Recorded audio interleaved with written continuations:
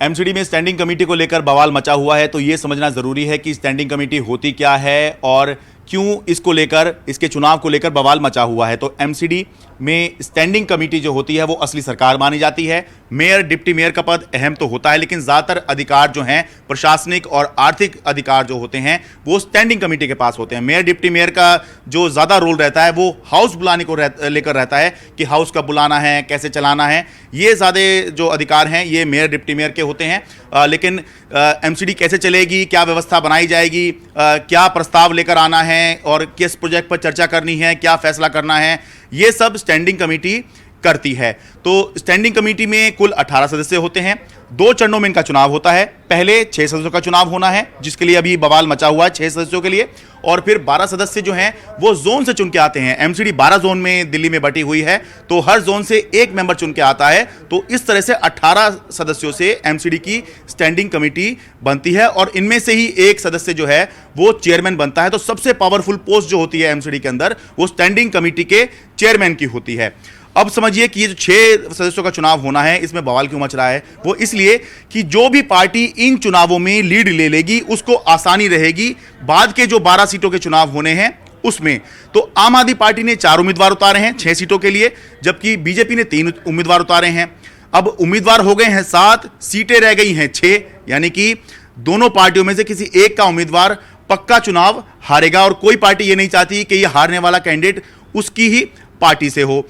इसे ऐसे समझिए कि अगर आम आदमी पार्टी ने यहां पर 4 सीटें जीत ली, 6 में से 4 सीटें आम आदमी पार्टी जीत लेती है, तो स्टैंडिंग कमेटी में अपना चेयरमैन बनाने के लिए उसको बाद में 12 सीटों में से 6 सीट ही जीतनी होंगी। लेकिन अगर आम आदमी पार्टी केवल 3 सीट यहां पर जीत पाएगी तो फिर उसको 12 में से 7 सीटें जीतनी होंगी। आम आदमी पार्टी वाले रेफरेंस इसलिए दे रहा हूं क्योंकि दिल्ली में चुनाव जो है वो आम आदमी पार्टी जीती है और मेयर उसी का है। तो अगर उसको सरकार बनानी है तो उसको स्टैंडिंग कमेटी में अपना चेयरमैन हर हाल में बनाना होगा। तो इसलिए मैं आम आदमी पार्टी का यहां पर आपको जिक्र कर रहा हूं या उसका उदाहरण देकर आपको बता रहा हूं कि अगर 4 वो यहां से जीतेंगे तो सिर्फ 12 में से 6 जीतने होंगे। लेकिन अगर यहां से 3 जीत पाए तो 12 में से जो चुनाव होगा जोन का, उसमें से आम आदमी पार्टी को 7 जो सीटें हैं वो जीतनी होंगी। समस्या क्या है आम आदमी पार्टी के साथ में? समस्या ये हो गई है कि उपराज्यपाल ने जो 10 पार्षद मनोनीत किए हैं वो 3 खास जोन के अंदर कर दिए हैं और जोन के चुनाव में दिल्ली हाईकोर्ट ने अलाउ किया हुआ है कि जो मनोनीत पार्षद हैं वो वोट कर सकते हैं। और इसकी वजह से समीकरण ये हो गया है कि पहले जहां आम आदमी पार्टी 8 जोन में आगे थी, बीजेपी 4 जोन में आगे थी, अब स्थिति यह हो गई है कि आम आदमी पार्टी 6 जोन में आगे रह गई है और 7वें जोन में वो बीजेपी के साथ टाई कर रही है और 8वां जोन जो है वो उसके हाथ से चला गया है।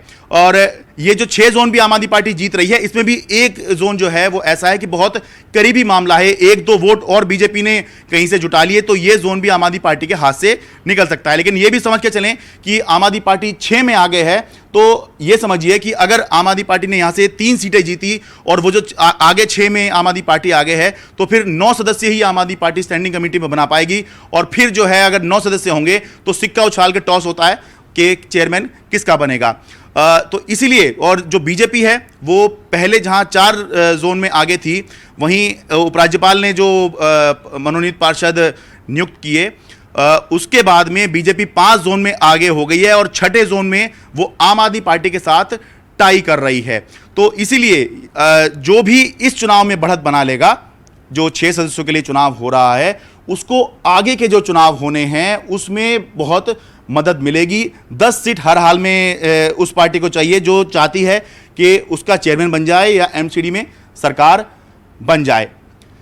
दिल्ली से अपने कैमरा सहयोगी मोहम्मद मुरसलीन के साथ मैं शरद शर्मा, एनडीटीवी इंडिया।